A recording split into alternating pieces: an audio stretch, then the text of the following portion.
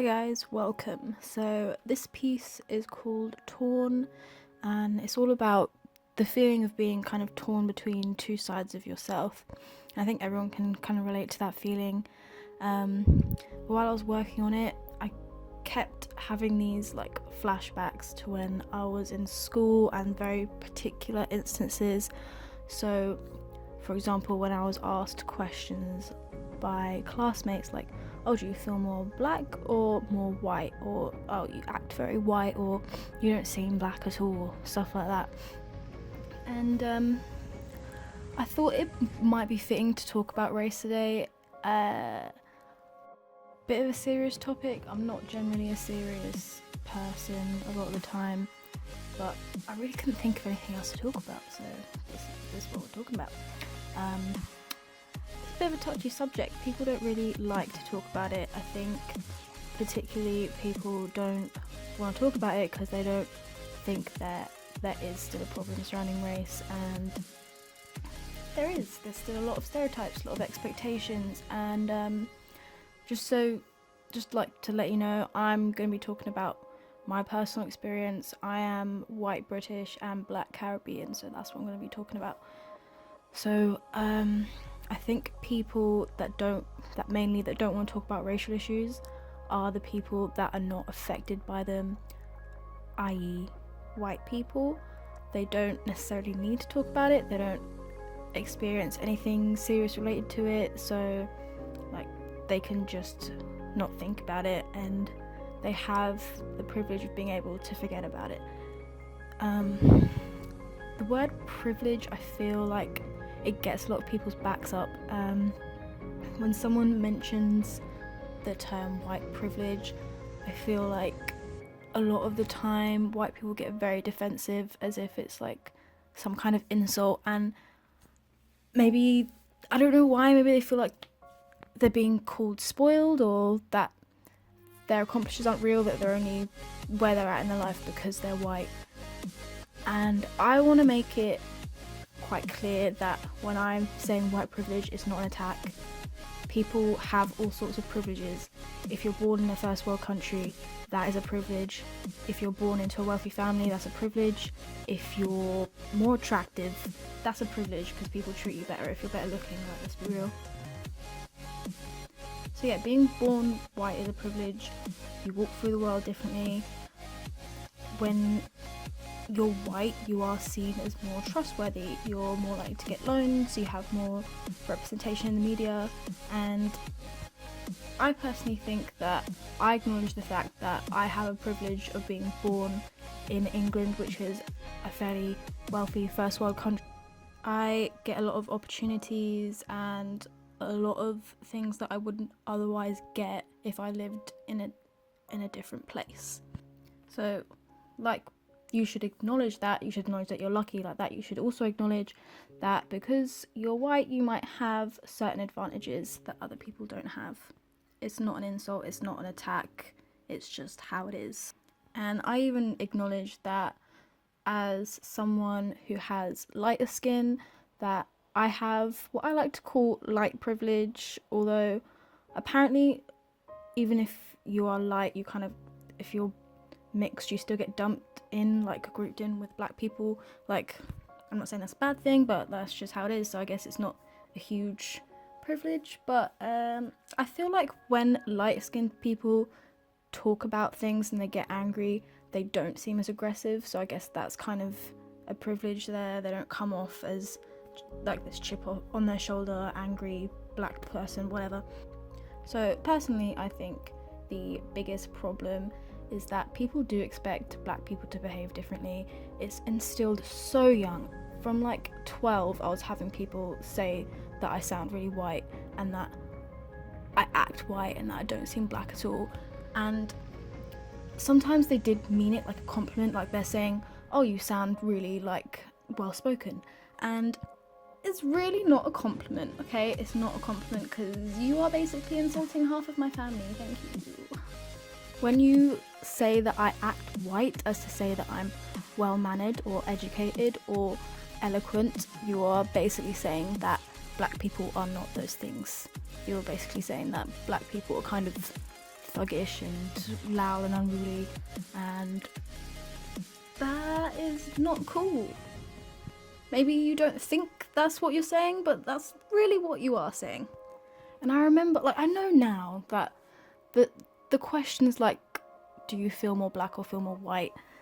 It's such a ridiculous question, because race is not a feeling, but back then I thought it was, when I was like a kid, and I was like, oh my god, I don't understand my own heritage. Like, obviously when you come from a certain place, like, you can feel like say for instance, I could feel Jamaican, because when you come from Jamaica there's certain like cultural differences, so, but you don't feel black, you don't feel a colour. Like, that makes no fucking sense. So it would have made much more sense if someone said, oh, do you feel Jamaican or do you feel British? And obviously I'd say British, because I've spent like 2 seconds in Jamaica in my entire life. But anyway, so still a silly question, but yeah. So I feel like because of the parents that I have, it's kind of very obvious to me that these stereotypes are stupid, because my dad is the black Jamaican one. He wasn't born in Jamaica, he was born here, but anyway. So he is the most kind of level-headed, calm, eloquent, like kind of posh, like people would say he acts white, he doesn't act black. Whereas my mum, she's the loud one, she's the messy one, slightly more rash. And I think what is really kind of sad is that black people internalise this idea that because they're black they have to behave a certain way. And the first time I really realised this was when I was, I think it was like year 9. It's something I think about a lot, like, you know, some like tiny little things kind of stick with you.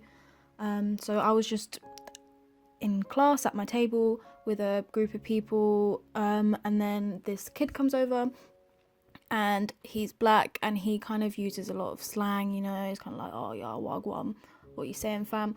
And I kind of took the piss out of him a little bit, just of his slang, because I don't really like it. I don't like when people speak like that. Like, I think it sounds a bit silly. But anyway, so after I took the piss out of him a little bit, you know, like light-naturedly, because we were kind of friends, he was like, oh, be careful, because you're half black too, Sydney. And I was just like, I was just kind of thought to myself, like, what does that have to do with anything? And it just made me realise that black people honestly believe that behaviour is intrinsically linked to being black, and it just makes no sense whatsoever to me. I think in England, generally, racism is a little bit more subtle. Obviously, you don't have, you know, policemen shooting black people because we don't have guns. Maybe you should get rid of your guns. We do have like more stops and searches on black teenagers. It's more like microaggressions than anything else. It's not like open hostility or fucking lynches in the street, but anyway. So if you're not experiencing it, it's not like super easy to see it. I actually had an ex-boyfriend of mine say to me that he didn't think racism exists anymore, and I was just kind of like, whoa. He said that he didn't think sexism existed anymore either. I was just like, oh my god, what are you saying? Why are we together? So I'm not going to go through every little example of microaggression against black people that I've ever witnessed, but I will give a few quick examples. So this one time there was this one black woman in a first class carriage on the train, and she was the only one that had to show her first class ticket to prove that she was in first class. I thought that was fucking outrageous. I'm too broke to be in first class. I witnessed this from the next carriage, but I don't know, maybe I didn't get the full story, but that's what it looked like to me. I see a lot of people ask people, where are you really from? Which is annoying, especially like if you don't even have an accent or anything. It's just kind of like, they're clearly English. Like, what are you implying? I was out with a group of people, and someone came up and asked if we knew anyone that sells weed, and he looked directly at the one black person in the group, like he was just asking him. And I was just kind of like, why do you think that he's the one that knows who sells weed? Like, in my experience, more white people than anyone smoke weed, okay? Like, so white people do drugs like crazy, okay? Anyway, these little tiny things, they don't seem like a big deal, but it's just this repeated kind of idea of you feeling alienated and kind of feel insulted, and it's like this patronizing invalidation and dismissal kind of feeling, and it just reinforces this difference, and it does perpetuate racism and discrimination. And it might just be a joke, but it instills this already established mindset, and that's what's really dangerous about these little jokes. And that is a fact, and that there's more black people in jail and more black people do drugs, etc. Now, those points, they are kind of based on fact, but the conclusions she's drawn from them are just so ignorant. Like, there are so many other contributing factors to why these things are the case. First of all, it's not really that more black people commit crimes, it's that more people in poverty commit crimes because they don't really have anywhere to go, they feel trapped, they don't have the qualifications they need to get a decent job, so they turn to crime because it's the only option they have to make real money. And the reason more black people tend to live in poverty is that when minorities first came, they were living in poor areas, and not much has changed.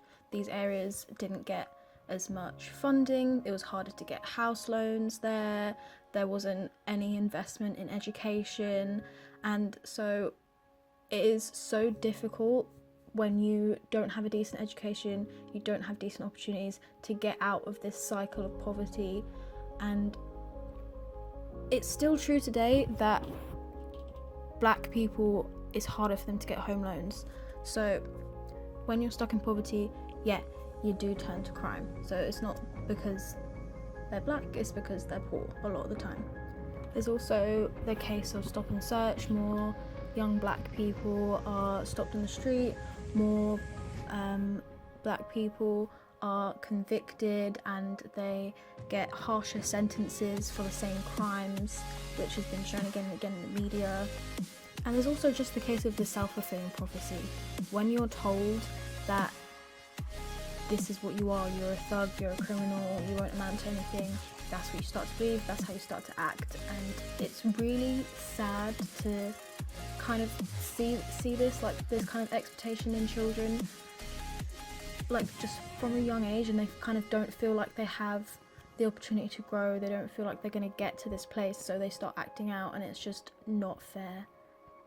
And I just realised that I've been talking for a really long time, so I'm gonna end it here. I just wanted to say that this has been quite a serious video. I'm not trying to pick on anyone or hate on anyone, I'm not trying to call anyone racist or anything.